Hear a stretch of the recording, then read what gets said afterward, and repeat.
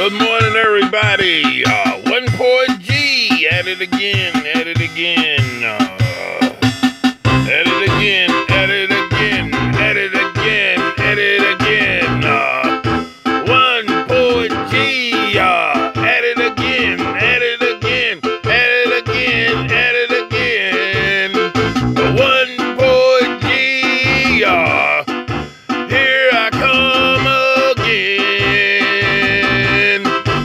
But the line between you and me surely is a thin. Whatever. Anyway, I was just thinking today, Facebook. I listened to the comedian station. They had you cracking up. And this one on one of the comedian stations, they was playing this song. I think it was by D-Loaf. And the title of the song was Die for It. And I'm sitting here thinking, that's about the size of life. Hell, you can't live. When you born, you tag with that. Die for it. Ain't no way around it. If you're going to stay in this world, sooner or later, you're going to die for it. But, I was thinking a little farther on this, and, that's about the size of life. Anything you go for, it almost kills you trying to get it.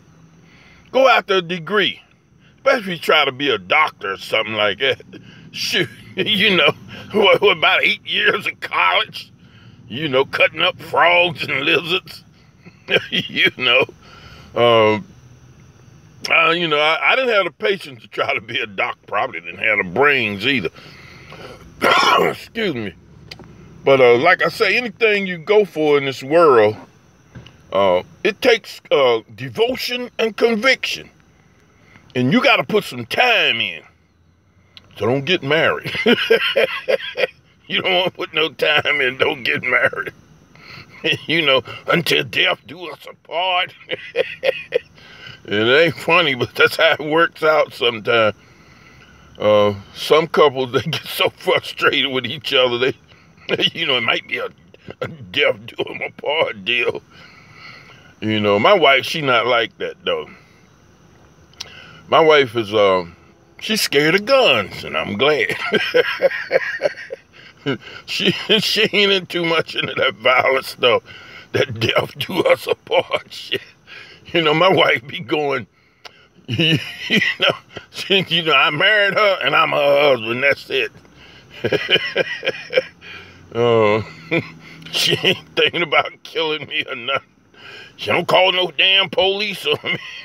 And I try not to do nothing for her to call the police. So when you get into that police stuff, it might be a death do you apart deal. Some people ain't so patient. But anyway, this is not about marriage. This is about dying for it and everything. That's about the size of it.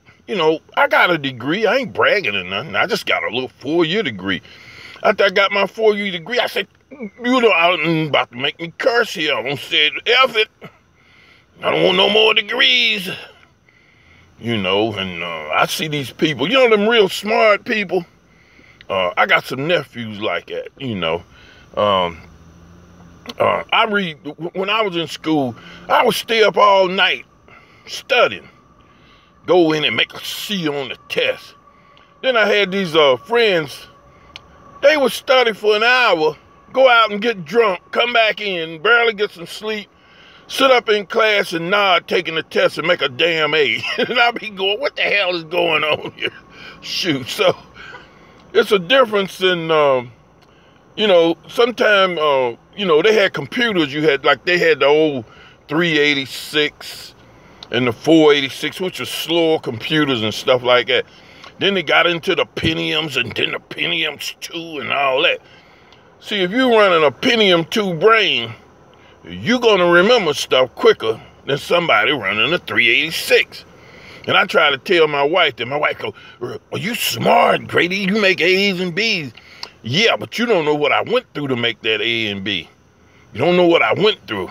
So when I got my first degree, I'm going, all that darn studying I had to do, sit up studying all night, make a damn C or B, and your friends study for 10 minutes and go out, get drunk, and come back in, make an A on the test. And I'm going, no, degrees are not for me.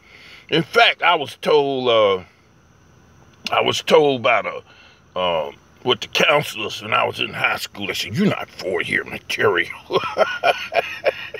Don't try to go to college for 4 years. I didn't listen to them suckers. I'm going to defy gravity.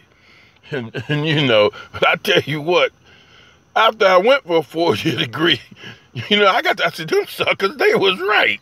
This shit is hard as hell.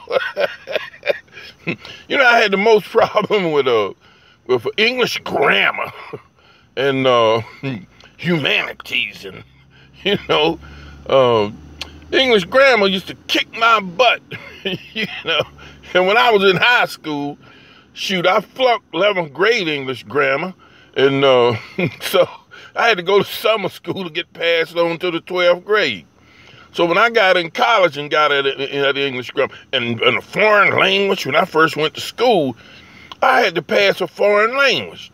I was going to North Carolina A&T. They required a foreign language.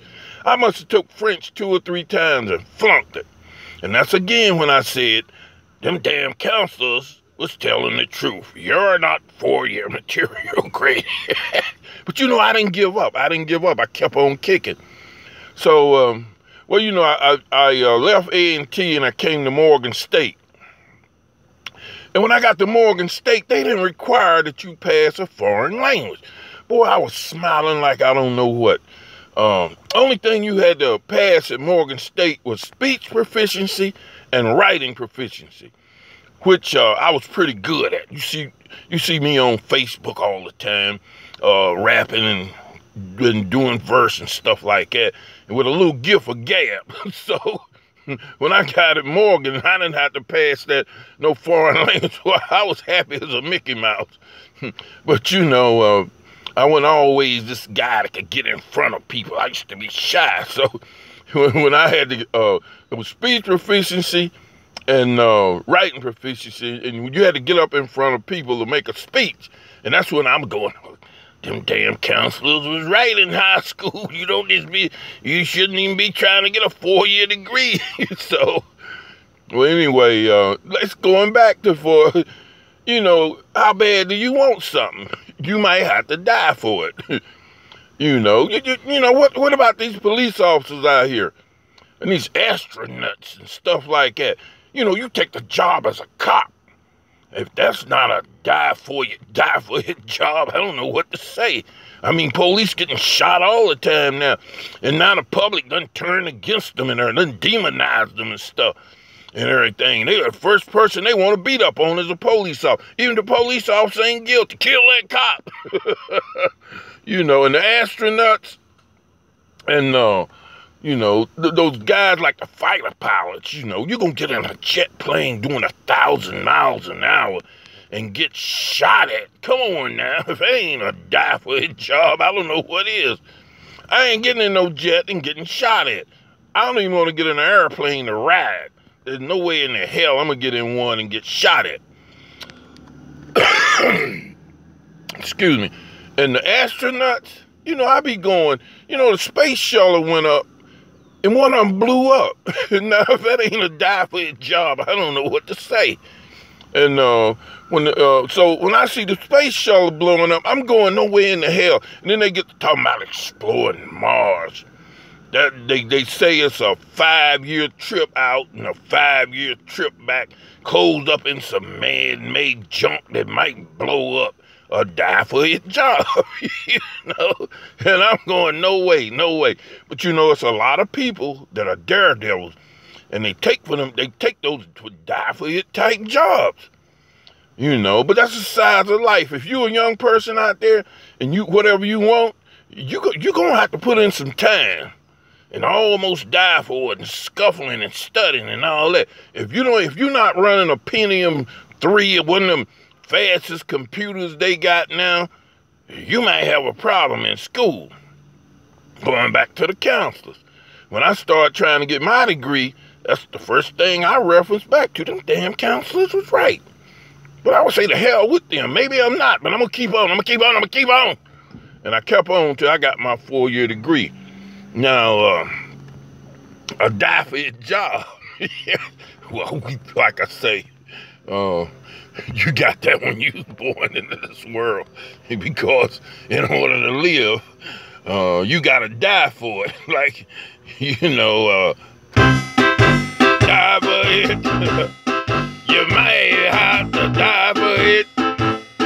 Living in this crazy world to survive and thrive. You might have to die for it. See you later.